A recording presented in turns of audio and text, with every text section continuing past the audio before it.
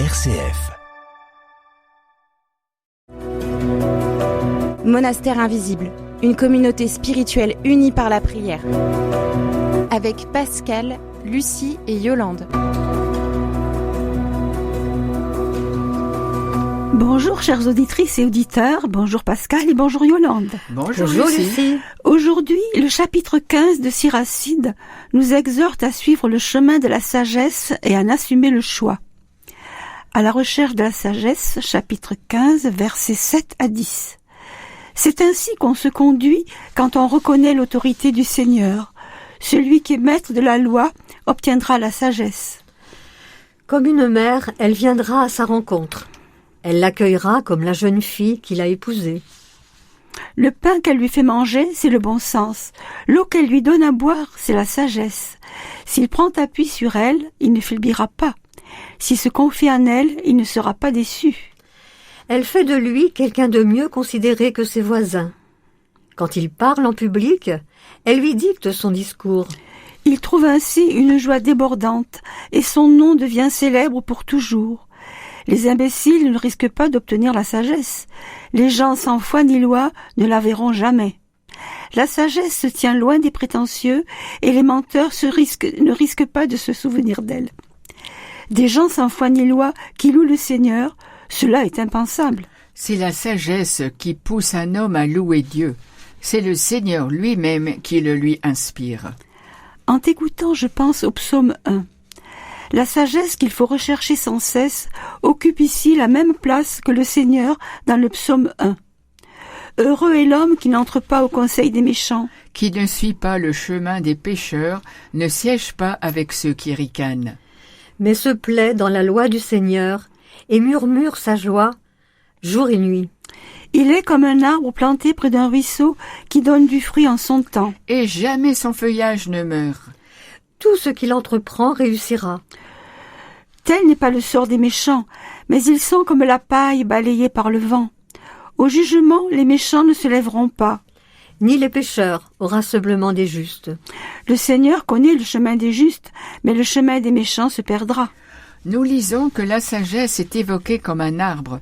Cela n'est pas sans nous rappeler le livre de la Genèse et l'arbre de la connaissance du bien et du mal, situé au cœur du jardin d'Éden. Ce psaume, tout comme Ben Sira, insiste sur le choix qui conduit à la sagesse ou pas.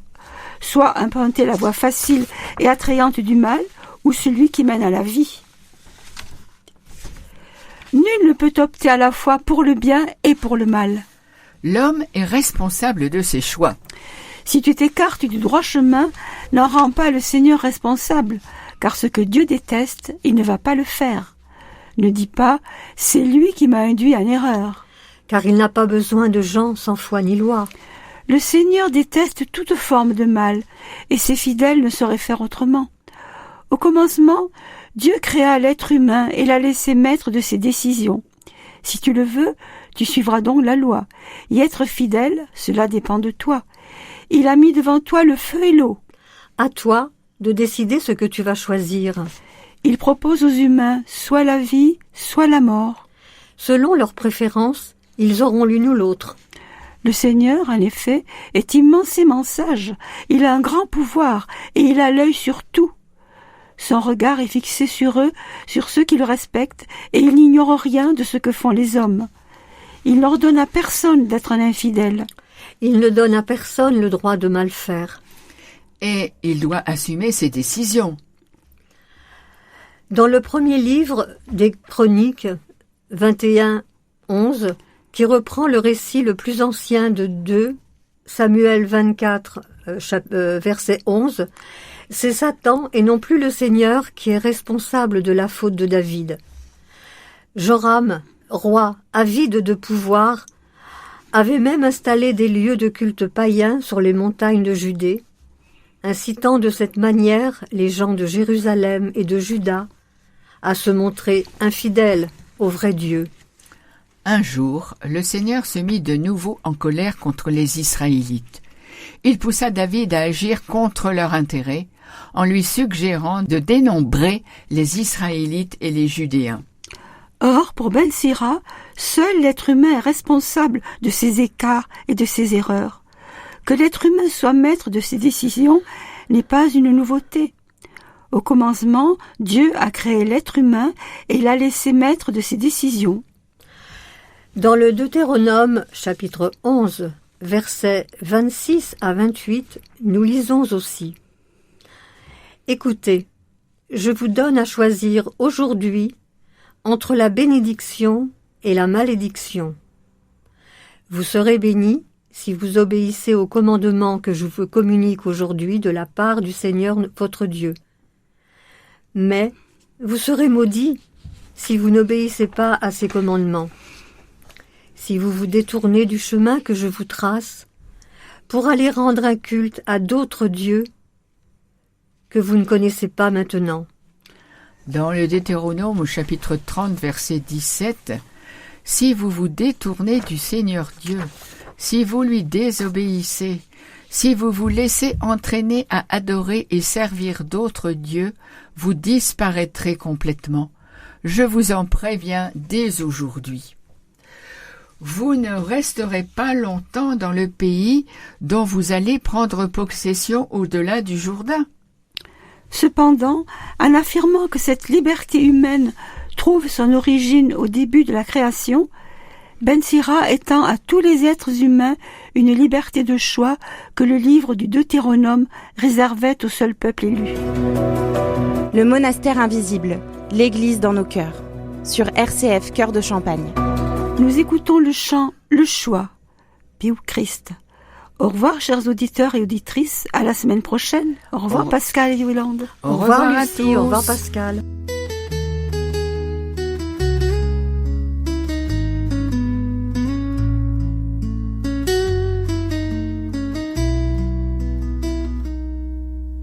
Dieu met devant nous deux chemins. L'un qui conduit à demain, l'autre qui mène à la nuit. Seigneur, moi je choisis la vie. Je choisis la vie. Je choisis Jésus. Même si c'est dur, je marche avec lui. Je choisis la vie. Je choisis Jésus. Pour toujours je le suis. Le chemin large attire les yeux, mais s'il s'éloigne du Dieu des cieux, le chemin étroit garde mon cœur et m'amène vers le Sauveur. Je choisis la vie, je choisis Jésus. Même si c'est dur, je marche avec lui. Je choisis la vie, je choisis Jésus. Pour toujours je le suis. Moi et ma maison servons l'Éternel. Dans sa lumière éternelle, je renonce à suivre ma voie, car je veux marcher avec toi. Même si la route est étroite, ta main m'accompagne et me porte.